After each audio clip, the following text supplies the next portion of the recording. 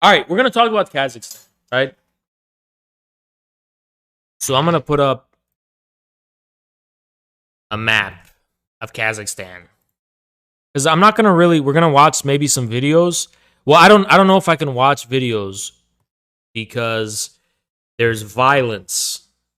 We don't want to risk getting in trouble on our first day back, so we're not gonna do that.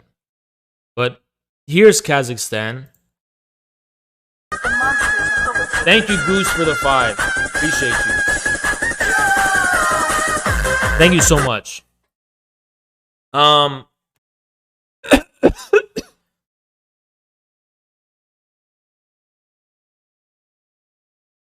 so you have Russia, Middle East here, China, Afghanistan here, Kazakhstan here. So you look at it on a map, and it seems like it's a really big fucking country. It's not. It is territorially, but in terms of its population, it's quite small. Actually, it's no more than 20 million, if I recall. So do not be deceived about Kazakhstan's um, significance based on its territorial size. It is not a very big country. And country's bigness is defined by population. Let's be honest. It's not defined by the fucking territory it occupies. It's defined by population, right? Um, there's also, it's very important to understand that you're dealing with an information interference. So it's a lot of disconnected, contradictory information that's coming out of Kazakhstan, and it's important not to draw a lot of conclusions when there's not a lot of definite information. But all that being said,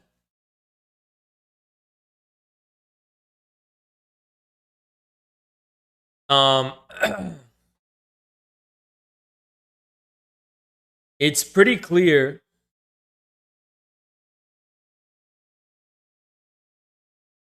How much for a VC in DMs?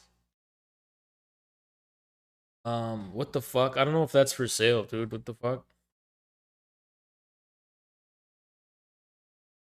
Yes, it's geostrategically significant, especially for the Belt and Road Project and stuff. But let's talk about the protests. So, to the extent of my knowledge, oil workers have been striking in Kazakhstan for a very long time, like decades, right? So this is not just a recent thing. Actually, if you want to know a little bit something about the history of Kazakhstan, um, Kazakhstan is one of those countries where the people demand a return to the kind of Soviet status quo. Okay, Bill, shut the fuck up, for fuck's sake. This reminds me of that movie. He's going, ban me, ban me. It reminds me of that fucking movie Feed, where you just have that guy who's like, Kirsten34 donated $3. I'm Soy and I have Gyno. I'm gonna sublet myself. Also, I'm an anarchist who wants to abolish Ukraine. well, that's your $3. That's what you decided to spend your money on. Good luck. Anyway, what I was saying is Kazakhstan is one of those countries where people will demand things like the nationalization of the oil industry, for example, without ideological intent. It's like workers in Kazakhstan want shit nationalized, specifically the oil industry, for very immediate economic reasons, not ideological reasons. The Communist Party lags behind and tails behind, actually, the workers in Kazakhstan. So it's important to keep that in mind. And also, when you're dealing with protests like this, you have to. This is something people kind of messed up on when it came to Syria, too. And I have to talk about this. Don't confuse an opposition to color revolutions for some kind of enthusiastic flag waving for a government. because and honestly, South Africa is the best example of this. So, for example, um, when it comes to liberals who are opposed to the ANC and Jacob Zuma or Robert Mugabe in Zimbabwe, um, yes, you can recognize who they are, but that doesn't really mean you should be caping for the ANC or even Mugabe. And the reason is not because like, oh, what the liberals are saying is correct, because you have phenomena in South Africa like the EFF who challenge the government from the left. So the EFF will defend the ANC and even Zuma from the liberals. Now they do it. They didn't really do that in the past, but now they do. So that you can at the same time want to preserve the anti-imperialist position of a government while not caping for them with flags and shit and being like, yeah, that's the same thing was with Syria, right? So on the one hand, you did have a protest movement against Assad in Syria, but not all of that was because of the West. You also had a lot of economic discontent, legitimate economic grievances and social grievances in Syria that were co-opted by the Al Qaeda and Islamists and so on and so on. What you should really think about in the case of countries like Syria is, where is the EFF there, right? Where is a movement to preserve the achievements of the Ba'athist government and defend it against foreign intrigue, but also address these problems in ways that it's not able to? And that's what the EFF does. Yeah, Assad was liberalizing the economy. So you also have to think of that in terms of Russia. You can oppose Navalny, yes, but why would Navalny ever be successful is probably because there are a lot of internal problems and contradictions within Russia. And those are problems and contradictions which the Communist Party also seeks to address. And the Communist Party is opposed to Navalny and the foreign imperialists. So you need to take that kind of stance. You should never cape for these governments. And by the way, we used to have that same stance toward China. But we increasingly became aware of the fact that Xi himself represented this, I guess, leftward turn within China that was restructuring and reforming. Like, it was a sincere commitment on part of the Communist Party to really address these material contradictions and grievances, which is what makes China unique. But for example, is Putin really addressing the primary contradiction is imperialism. The secondary contradictions within Russia? No, not really. That's why the Communist Party challenges him. I mean, the Communist Party leaders are actually imprisoned in Russia pretty often, and they're repressed and stuff. So don't confuse the primary contradiction for the secondary one. The primary contradiction is anti-imperialism. But these countries also have secondary contradictions, right? Which you should have a hands-off approach to if you're a foreigner. Now, if you see movements like the EFF arise in those countries, which don't want to liquefy the state, but want to even go further. Like, for example, the EFF is even more anti-liberal and more ANC than the ANC itself. The same in regards to its stance on Mugabe, right? I mean, that's what Hugo Chavez and stuff was, right? So when that arises, you can be inspired by it. You can have solidarity with them. But it's not our business to intervene. But it's also not our business to intervene by caping for leaders and symbols that carry a different meaning internally within the country. So one of the reasons why I'm not like, waving the Assad flag so much is because I'm actually familiar with internal Syrian politics.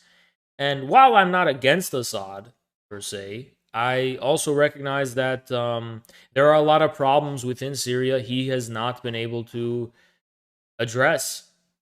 And there are political forces within Syria who, at the same time, being loyal to the law and to the government and to the state and its sovereignty, are able to challenge the government, I guess, from a progressive perspective, right? Progressive, I mean more pro people perspective, right?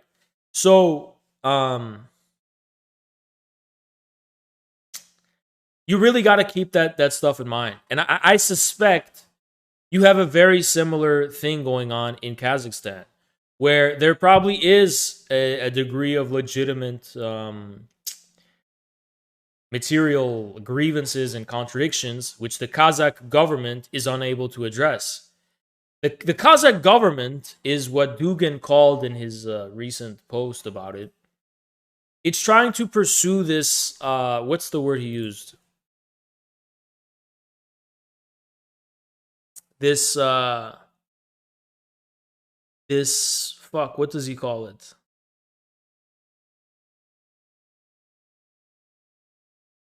That multi-vectoral approach, where the Kazakh government tries to appease Russia, China, and EU and United States, and does not take a solid orientation in terms of the polarity, like either the Russo-Chinese polarity or the Western polarity. It refuses to plant its feet in this polarity. So it attempts to take a multi-vectoral approach to these different competing polarities, balancing the West with China and Russia. So is the Kazakh president super based? No, not really. I mean, but there are also clear entrenched foreign interests who want to overthrow the government of Kazakhstan for their own reasons.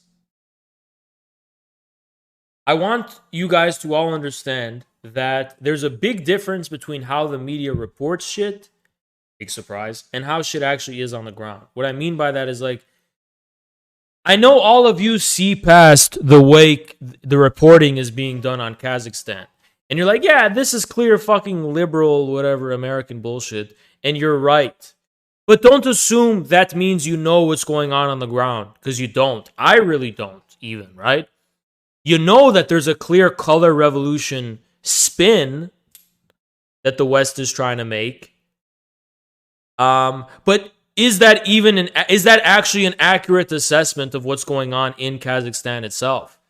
And honestly, we don't really know. It's not really clear to anyone, right? So you got to keep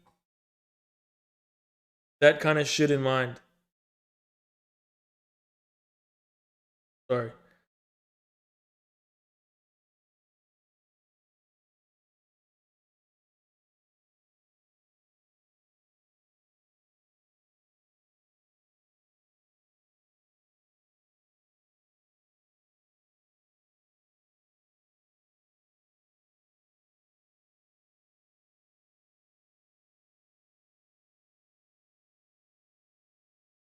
Sorry, I'm getting messages.